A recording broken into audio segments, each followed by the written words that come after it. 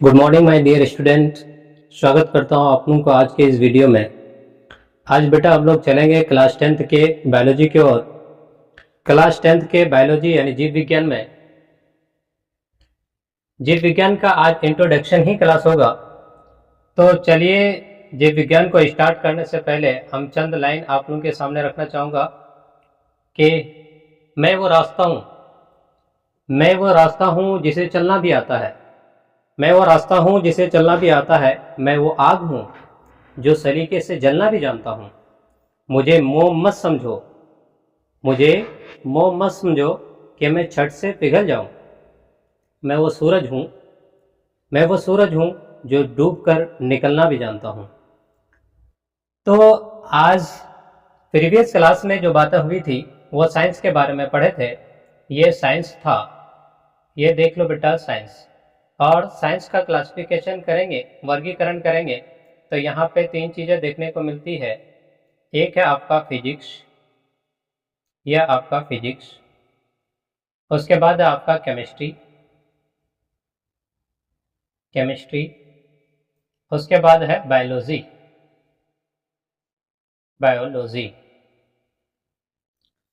तो आज का जो क्लास होगा वो बायोलॉजी से होगा। तो हम लोग क्या पढ़ेंगे? बायोलॉजी। ये है आपका बायोलॉजी। बायोलॉजी को हम लोग बोलते हैं जीव विज्ञान।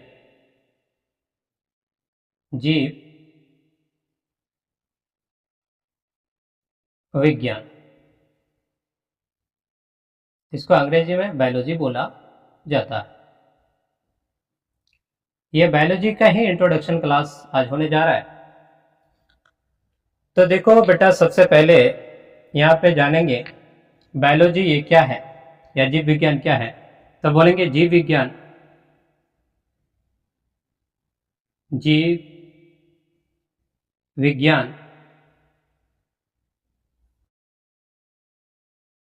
ग्रीक भाषा का शब्द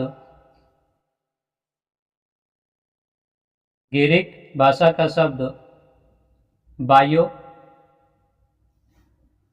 बायोस प्लस लोगोस से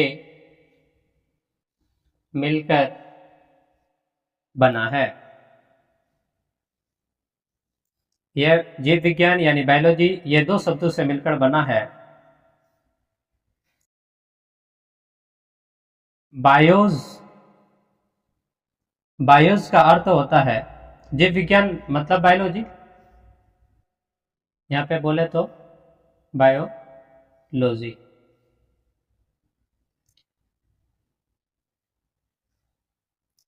बायोस का अर्थ लाइफ लाइफ लाइफ बोले तो बेटा जीवन। और लोगोस का अर्थ स्टडी। बेटा स्टडी जिसको बोलते हैं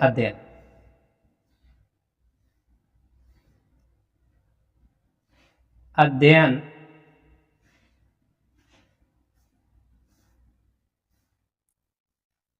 अध्ययन होता है।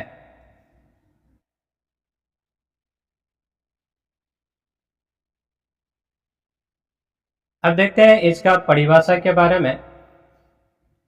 तो नॉर्मल सा डेफिनेशन इसका बोलो। ये बोलेंगे जीवों का अध्ययन ही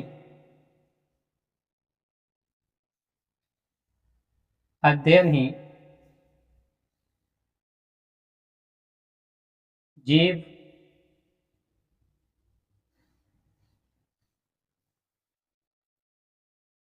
विज्ञान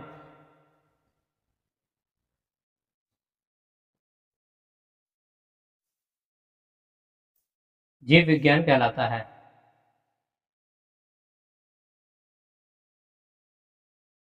अगला है, यहाँ पे देखा जाए तो यहाँ पे अच्छा से इसका परिभाषा लिखते हैं जीव विज्ञान का। जीव विज्ञान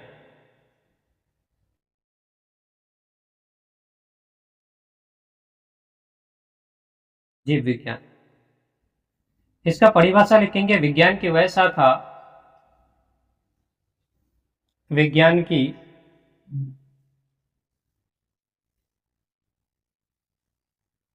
वह शाखा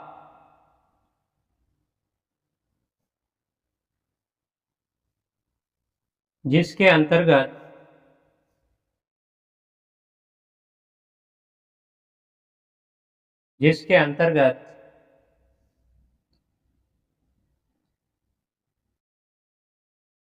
सजीवों का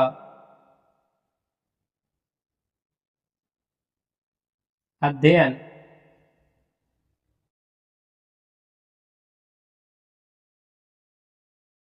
किया जाता है जीव विज्ञान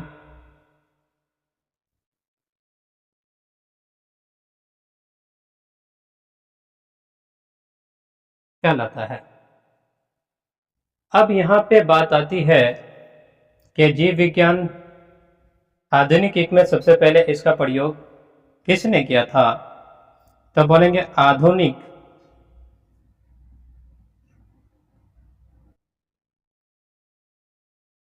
युग में जीव विज्ञान शब्द का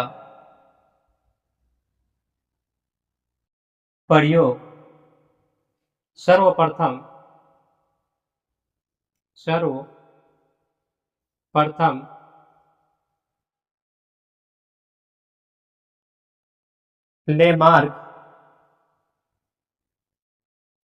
लेमार्क ने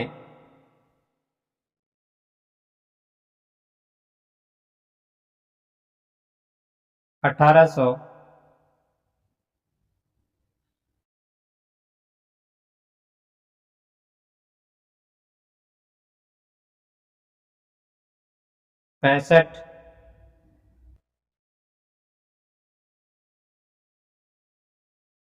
ईस्वी में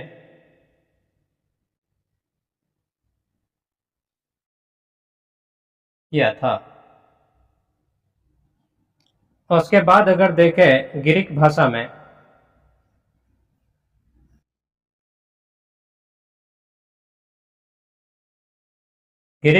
में जीव विज्ञान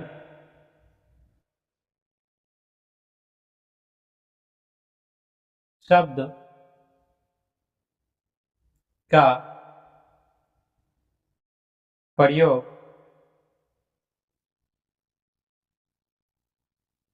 सर्वप्रथम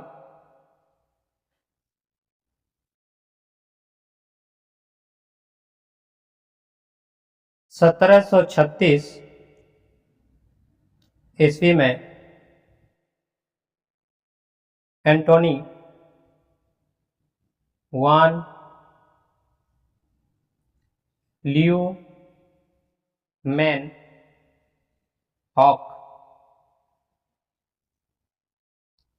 हॉक ने किया था। एक पॉइंट और याद रखेंगे,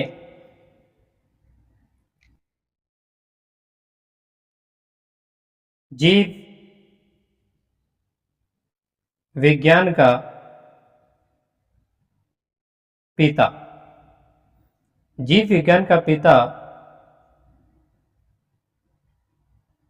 अरस्तु को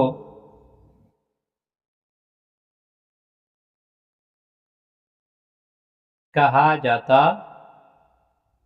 है। ये मोटा मोटी तौर पर जीव विज्ञान से रिलेटेड कुछ ऑब्जेक्टिव क्वेश्चन यहां से बन सकता है बेसिक में।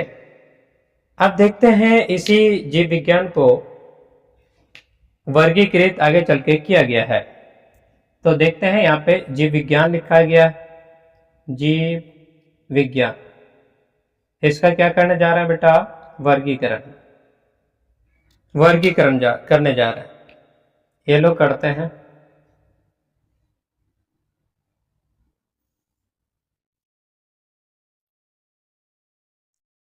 एक का नाम है बेटा वनस्पति,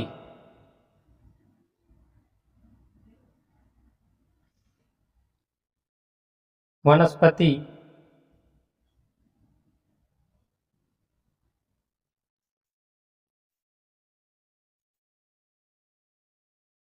विज्ञान, दूसरा है प्राणी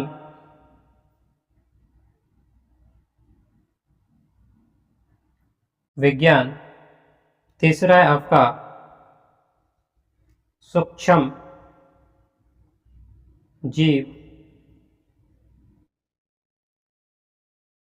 विज्ञान। यहीं से कभी कभी ये भी पूछ लेता है कि इसका वनस्पति विज्ञान का पिता कौन है। तो ये लो बेटा, यहाँ पे पिता भी लिख देते हैं।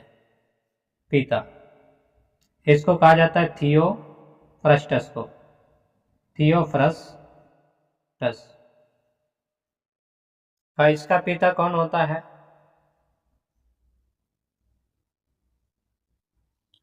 इसका पिता कौन होता है? तो इसका होता है बेटा अरस्तु,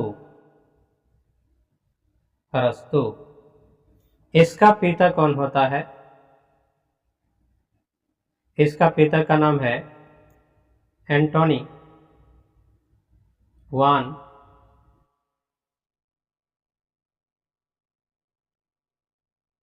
ल्यूमेन हॉक, ल्यूमेन हॉक होता है। तो थोड़ा थोड़ा इसका परिभाषा देख लेते हैं। वनस्पति विज्ञान किसे कहेंगे? वनस्पति विज्ञान,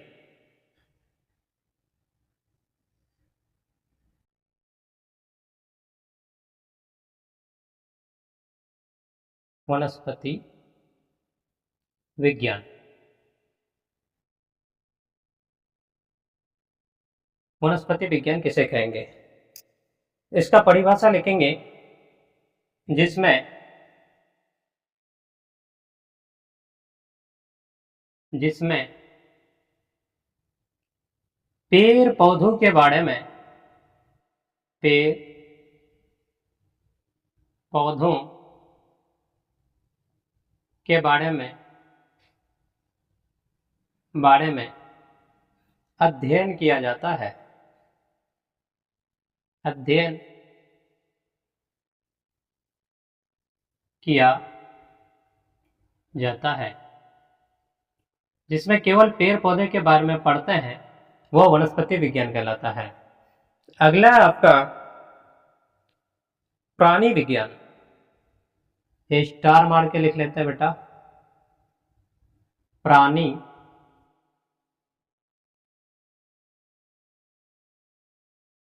प्राणी विज्ञान। इसका भी परिभाषा देख लो। इसके बारे में बोलेंगे प्राणी विज्ञान के बारे में, जिसमें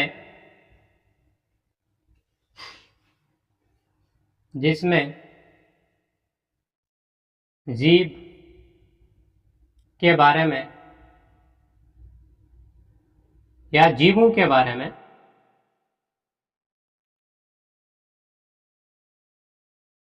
अध्ययन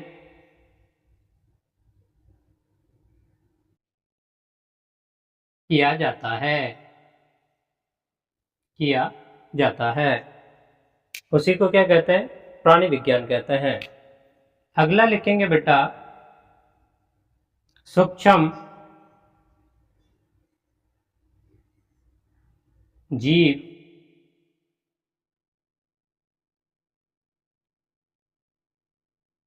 विज्ञान,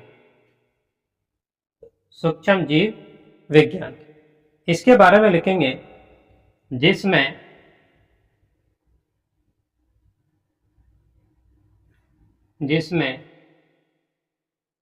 कीटों के बारे में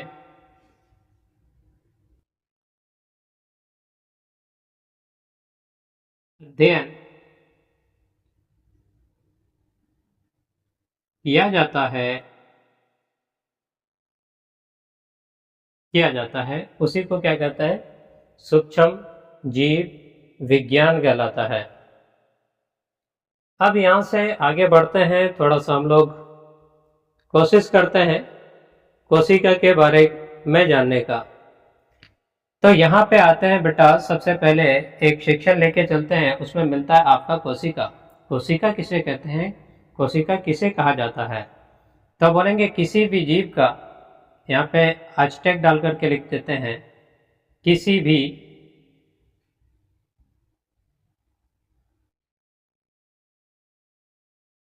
जीव का संरचनात्मक,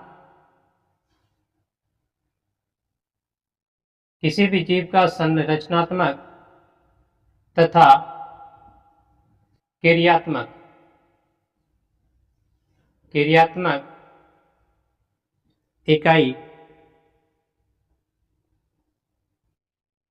इकाई को कोशिका कहा जाता है। कोशिका कहा जाता है। इसको अंग्रेजी में बेटा सेल बोलते हैं, कोशिका को। ये आपको कोशिका का परिभाषा बोलेंगे तो किसी भी जीव का सबसे छोटी इकाई जो होती है उसी को क्या कहता है? कोशिका कहा जाता है। अब यहां से कभी कभी क्वेश्चन पुट ऑफ कर लेता है कि कोशिका के समूह को क्या कहते हैं। तो यहां पे लिखेंगे कोशिका के समूह को कोशिका के समूह कोशिका के समूह को उत्तक कहा जाता है। अगला चीज देखेंगे बेटा, तो उत्तक के समूह को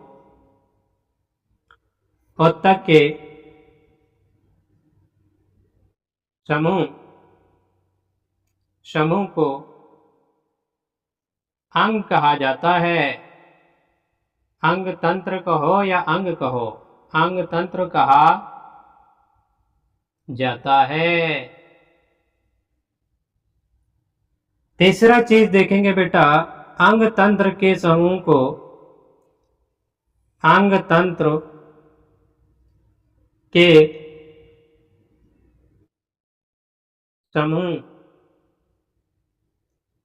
समूह को शरीर कहा जाता है। शरीर कहा जाता है। जैसा कि आप एक घर बनाते हैं तो उस घर बनाने के लिए सबसे पहले आपको क्या चाहिए? तो बोलेंगे ईंट चाहिए, ईंट। और कई ईंट जोड़ते हो तो क्या बनता है? तो बोलेंगे दीवार बनता है, दीवार। उसके बाद कई दीवार, 4, 5, 6 कई दीवार जोड़ देते हैं तो वो क्या बनता है? तो कमरा बनता है, कमरा यानी रूम बनता है। इसी तरह से आपका बॉडी बना हुआ है। सबसे छोटी इकाई हम लोग का क्या होता है? तो बोलेंगे कोशिका। कई कोशिका मिलकर के क्या बनता है? उत्तक। और कई उत्तक मिलकर के क्या बनता है? तो पूरा शरीर बनता है। इसी तरह से घर बनाने के लिए तो पहले ईटा, कई ईटा को जोड़ते हैं तो दीवार, दीवार को कई जोड़ते हैं तो क्या बनता है? कमरा बनता है। यही रूप में हम लोग का शरीर जो है बना हुआ है।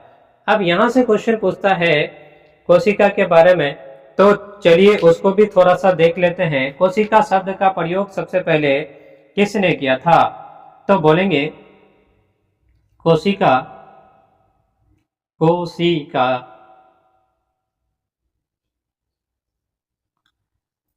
कोशिका शब्द का प्रयोग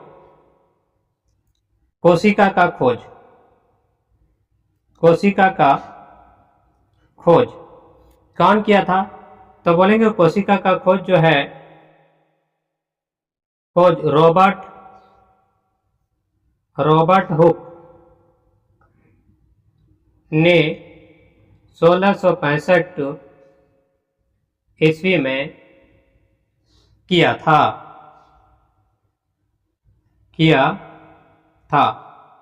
जो मृत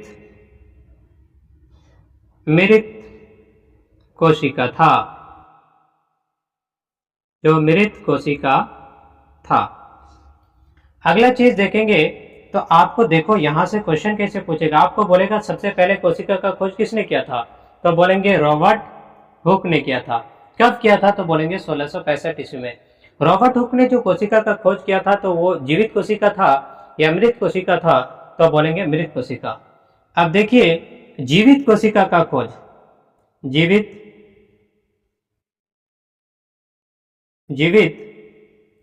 कोशिका का खोज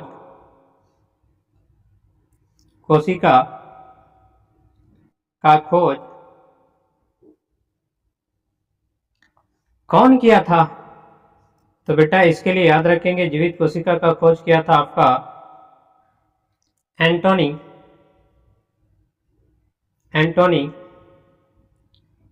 वान ल्यूमेन लेवेनहॉक ने किया था।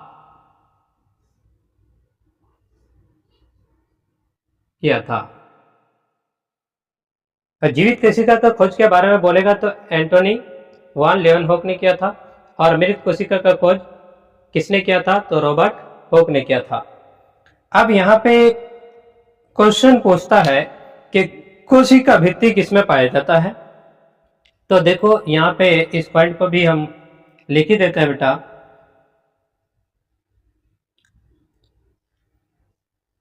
कोशिका भित्ति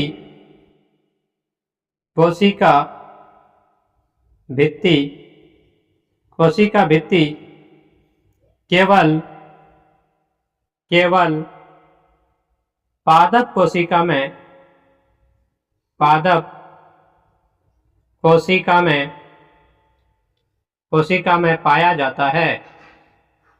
पाया जाता है। पादप कोशिका में कोशिका भित्ति पाया जाता है और जंतु कोशिका में कोशिका भित्ति नहीं पाया जाता है। अगला चीज देखेंगे तो कोशिका का ऊर्जा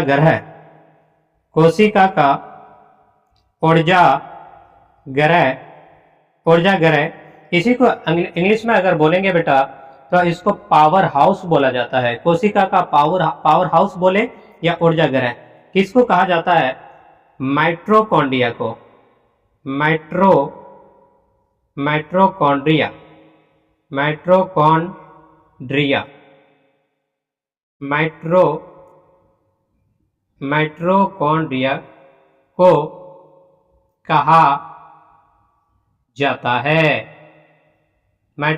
को कहा जाता है। अगला पॉइंट लिखेंगे कोशिका के बारे में, तो बोला जा सकता है कि कोशिका के आत्महत्या का थैली, कोशिका के आत्महत्या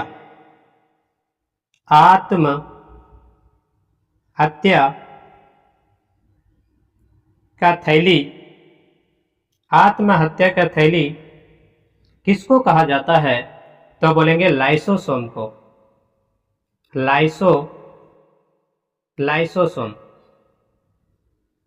लाइसोसोम को कहा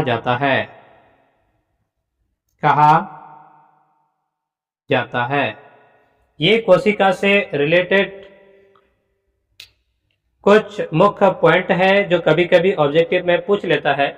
ये हम बेसिक बायोलॉजी स्टार्ट किए हैं, तो एक मरतबा फिर से हम रिमाइंड कर देते हैं। आज का सेक्शन था साइंस, क्लास 10th का साइंस। प्रीवियस क्लास में साइंस का पूरा इंट्रोडक्शन देखे थे। साइंस को क्लासिफिकेशन किया गया था, तो वर्गीकृत किया गया था। एक है फिजिक्स, दूसरा केमिस्ट्री, तीसरा बायो। तो हम लोग आज जो लेके चले हैं क्लास 10th का जीव विज्ञान को, जीव विज्ञान यानी बायोलॉजी। अब देखो जीव विज्ञान को यहाँ पे लिख दिए हैं अंग्रेजी में बायोलॉजी। ये बायोलॉजी किस भाषा का शब्द है, तो बोलेंगे बेटा ग्रीक भाषा का शब्द है, और ग्रीक भाषा के दो शब्द से मिलकर बना है। एक को बोलते हैं बायोस, दूसरा होता है लोगोस। ये दोनों शब्दों से मिलकर बना है। बायोस का अर्थ होता है लाइफ, जिसको बोलते हैं जीवन, और लोगोस का अर्थ होता है स्टडी, जिसको कहा जाता है अध्ययन। अब देखेंगे जीवों का अध्ययन ही क्या कहलाता है, शॉर्ट में लिखेंगे। अगर आपको बोलेगा कि जीव विज्ञान किसे कहते हैं, तो नॉर्मल डेफिनेशन अगर बोलना चाहेंगे एक लाइन में, तो बोलेंगे जीवों का अध्ययन ही क्या कहलाता है, जीव विज्ञान कहलाता है। अब यहाँ पे थोड़ा सा स्टैंडर्ड लेवल का अगर देना चाहेंगे रिप्लाई, तो बोलेंगे जीव विज्ञान के परिभाषा में विज्ञान की वह शाखा का मतलब होता है टहनी। विज्ञान का वह टहनी मतलब वह शाखा जिसके अंतर्गत सजीवों का अध्ययन किया जाता है, यानी जानदार के बारे में अध्ययन किया जाता है, वही जीव विज्ञान कहलाता है। अब देखेंगे आधुनिक युग में अभी जो मौजूदा दौर चल रहा है, इसी दौर के बारे में कह रहे हैं कि आधुनिक युग में जीव विज्ञान शब्द का प्रयोग सर्वप्रथम किसने किया था, तो बोलेंगे लेमार्क ने किया था। किसने किया था बेटा, लेमार्क ने। और ये कब किया था, तो बोलेंगे 1865 ईस्वी में किया था। कब किया था, 1865 ईस्वी में किया था। अगला है यहाँ पे ग्रीक भाषा में जीव विज्ञान शब्द का प्रयोग सर्वप्रथम कब किया गया था, तो बोलेंगे 1736 ईस्वी में। कौन किया था, एंटोनी वान लेवेनहॉक ने किया था। एंटोनी वान लेवेनहॉक। इस डेट में थोड़ा सा हम कंफ्यूजन में है, 1800 समथिंग हो सकता है, या 1865 हो या 1886। मुझे आई थिंक लग रहा है कि 1886 होना चाहिए।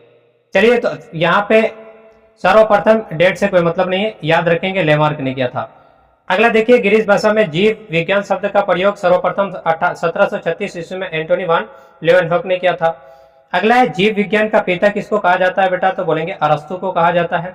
इसे प्रीवियस क्लास में ये सब पढ़ करके आए थे।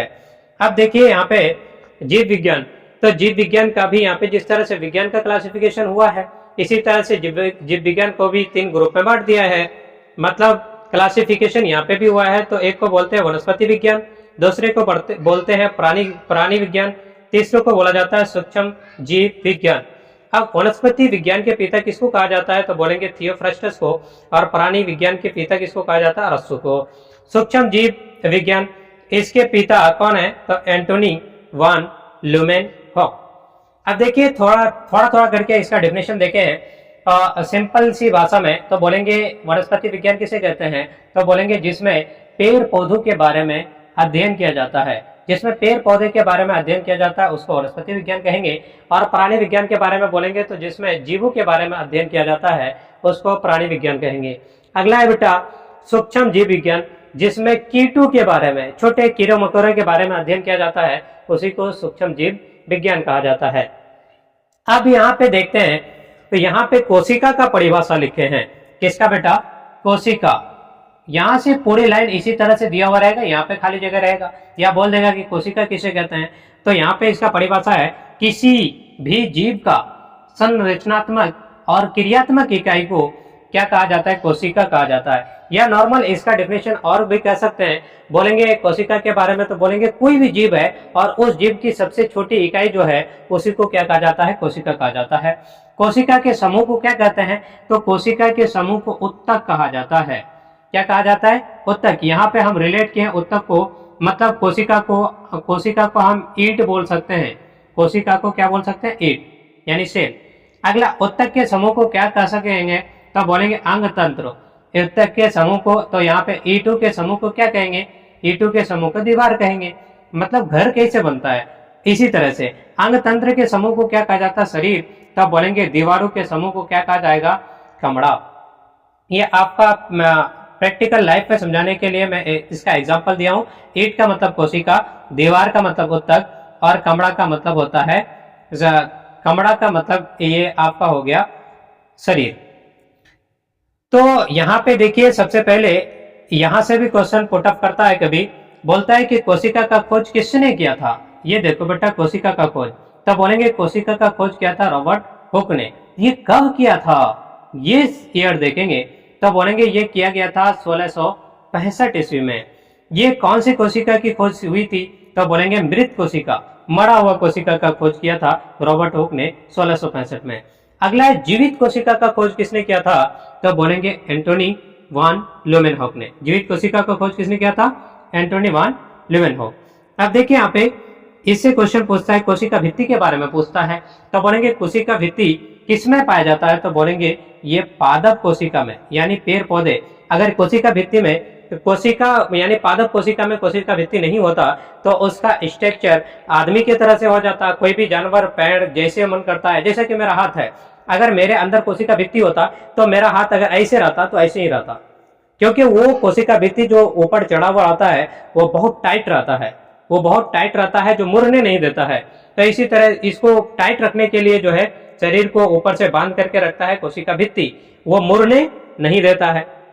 अगला है यहाँ पे इसी वजह से पादप कोशिका में कोशिका भित्ति पाया जाता है। अगला कोशिका का ऊर्जा ग्रह या जिसको बोलते हैं पावर हाउस किसको कहा जाता है बेटा, तो माइटोकॉन्ड्रिया को कहा जाता है। माइटोकॉन्ड्रिया को क्या कहा जाता है, कोशिका का ऊर्जा ग्रह या पावर हाउस। अगला देखते हैं तो कोशिका के आत्महत्या का थैली, जहाँ पे कोशिका के बहुत सारे अंग जाकर के वहां पे मर जाते हैं तो वहां पे ब्लड के रूप में जमा हुआ रहता है, तो बोलेंगे कोशिका के आत्महत्या के थैली, वहां पे जाकर के हत्या करते हैं वो लोग अपने आप, सुसाइड बैंक बोलते हैं इसको। आत्महत्या के थैली किसको कहा जाता है, लाइसोसोम को कहा जाता है। यहाँ पे बेटा और थोड़ा सा देखने का प्रयास करेंगे तो बोलता है कोशिका सबसे छोटी कोशिका सबसे बड़ी कोशिका, यहां से भी प्रश्न पूछा जाता है। तो देखिए सबसे बड़ी कोशिका, सबसे बड़ी कोशिका, सबसे बड़ी कोशिका, इसका नाम क्या है, तो बोलेंगे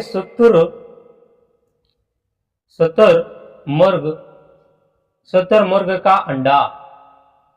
ये 2 केजी के लमसम होता है, शुतुरमुर्ग का अंडा।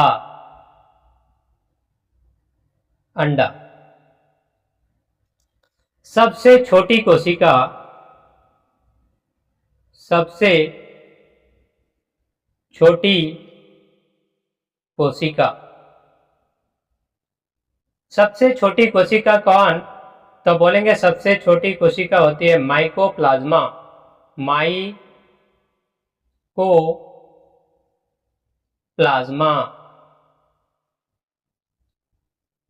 माइकोप्लाज्मा। अगर बोलेगा कि मानव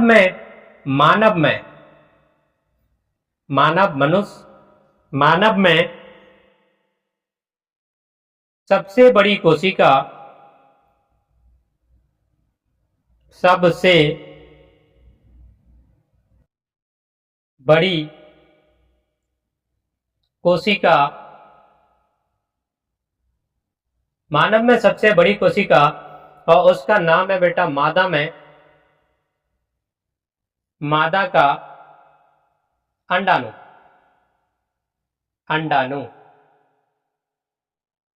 और मानव में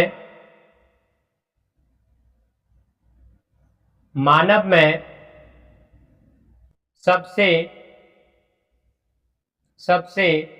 छोटी कोशिका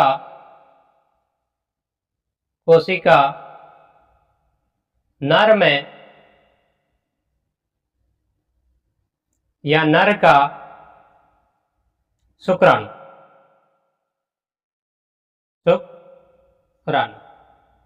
ये कोशिका तक ही आज रहने देते हैं, ये तक स्टॉप करते हैं आज का वीडियो।